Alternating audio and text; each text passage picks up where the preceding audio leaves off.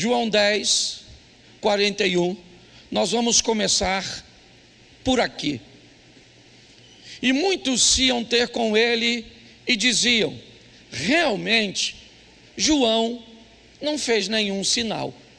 Porém, tudo quanto ele disse a respeito deste era verdade. Feche os seus olhos. Senhor nosso Deus e Pai, em nome de Jesus, eis aqui a tua palavra. Continua falando conosco. Usa-me como um canal de bênção nesta hora, pelo poder do nome de Jesus. Você pode dizer amém? Amém. João 10, 41, nós vamos começar por aqui. E muitos se iam ter com ele e diziam: realmente, João não fez nenhum sinal. Porém, tudo quanto ele disse a respeito deste era verdade. Feche os seus olhos.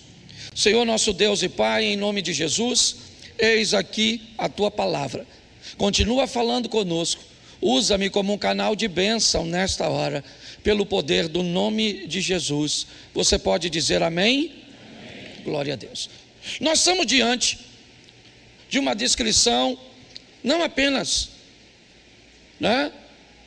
de João, mas, aliás, o que escreve o texto, não é o mesmo João cujo texto está inserido, tá certo? É João, irmão de Tiago, falando de João Batista, primo de Jesus. É isso que esse texto está dizendo. O João citado ali no texto é o filho de Isabel e de Zacarias, certo? Aquele que vai pregar no deserto.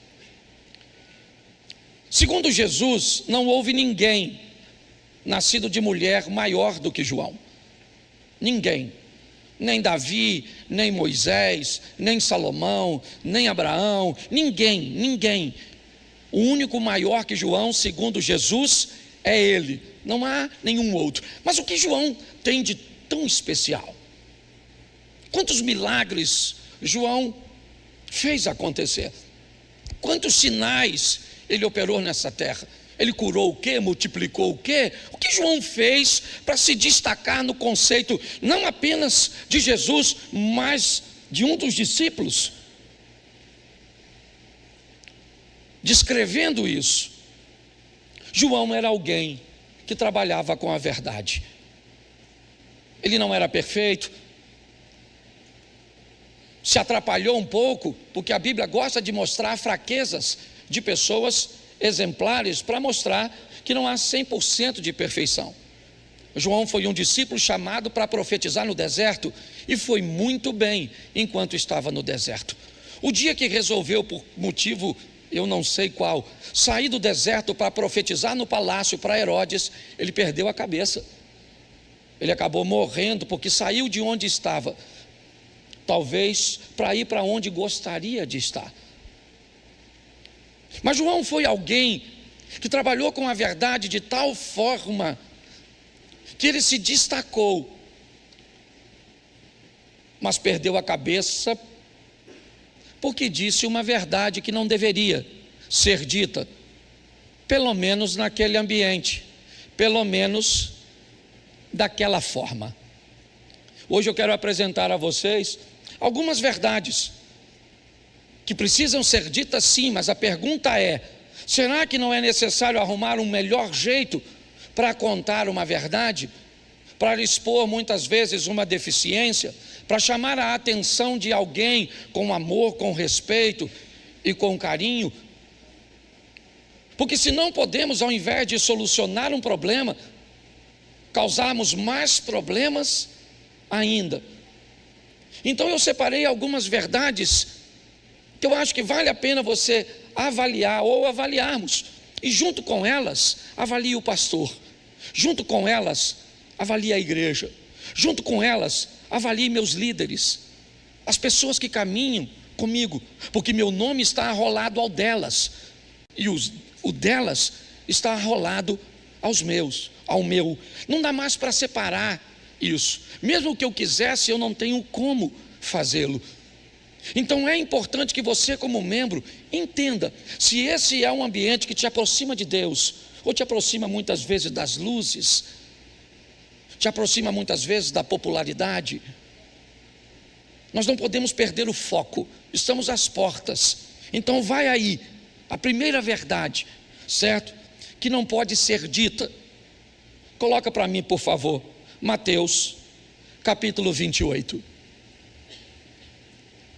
Mateus 28, 11. Esse texto eu já te dei, certo? E indo elas, eis que alguns da guarda foram à cidade e contaram aos principais dos sacerdotes tudo o que sucedera. Verso: reunindo-se eles em conselho com os anciãos, deram grande soma de dinheiro aos soldados, dizendo que, recomendando-lhes que dissessem, vieram de noite os discípulos dele e o roubaram enquanto nós dormíamos. Olhe para mim, porque nós temos uma verdade aqui muito perigosa, e ela não pode ser dita, pelo menos na visão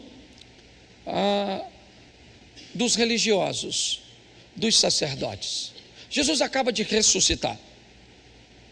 Essa é a grande verdade. Se você for ver a história narrada na Bíblia, quando os soldados sentem a presença do anjo que vai remover a pedra, eles fingem estar desmaiados. A narrativa do que aconteceu é dos próprios soldados. Então eles não desmaiaram, eles não estavam inconscientes, eles viram tudo o que aconteceu, só que não havia neles poder de resistência. Então eles têm um problema agora. Eles vão dizer aos sacerdotes que aquele que havia morrido acabou de ressuscitar. Isso é verdade, sim ou não?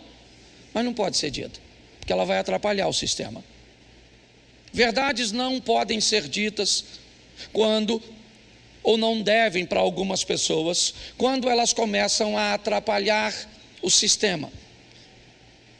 O sistema tem medo da verdade, porque a verdade pode dar aos ouvintes um poder de raciocínio que muitas vezes eles não querem que seus ouvintes tenham.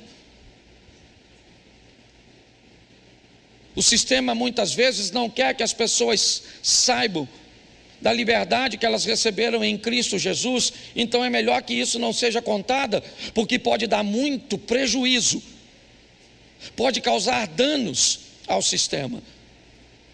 Um dos motivos que muitas pessoas não se preparam para viver as grandes adversidades da vida é porque o sistema acabou impedindo que a verdade chegasse aos seus ouvintes, para que eles se tornassem sempre dependentes, controlados e muitas vezes, dependendo da liderança, até manipulados.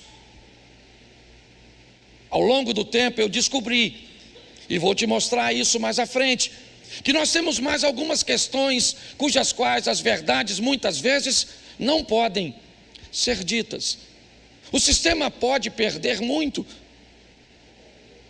se dizer determinadas coisas para as pessoas que dessem àqueles que têm o controle, um controle um pouco menor delas, não ensinarem essas pessoas direito. Por exemplo, como é que eu falaria para alguém que ela teria que trazer o dízimo, mas ela não pode administrar o dízimo ela mesma? Por que é que você não pode pegar o seu dinheiro e distribuir o seu dinheiro? Você já parou para pensar nisso? Que tipo de verdade ou mentira temos em torno dessa situação? Por que é que você não pode pegar o seu dízimo e distribuir? Por quê? Você já parou para pensar? Por uma coisa que talvez alguém não tenha tido a coragem de falar para você.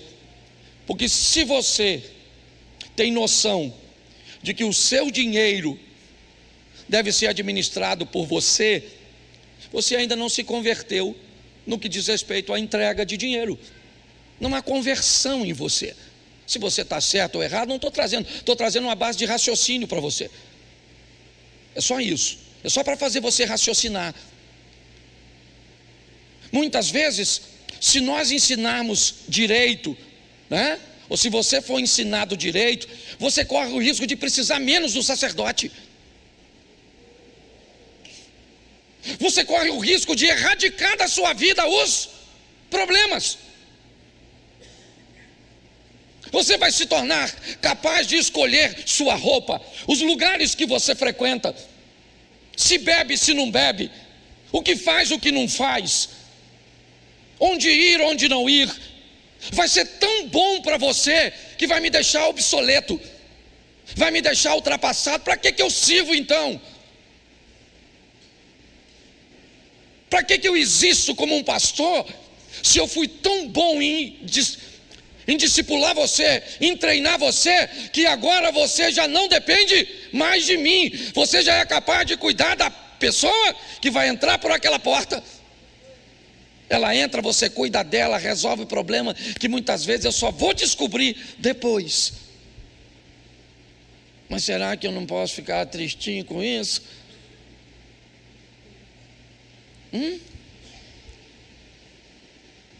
Então talvez é melhor não ensinar direito e fazer com que sempre haja uma dependência. Me pergunte onde vai, se vai fazer, se não faz. Tem verdades que, se elas forem ditas, elas prejudicam o sistema de uma tal forma que não haverá mais dependente de pessoas, e vai começar a ter nas igrejas apenas dependente de Deus. Mas será que isso é bom?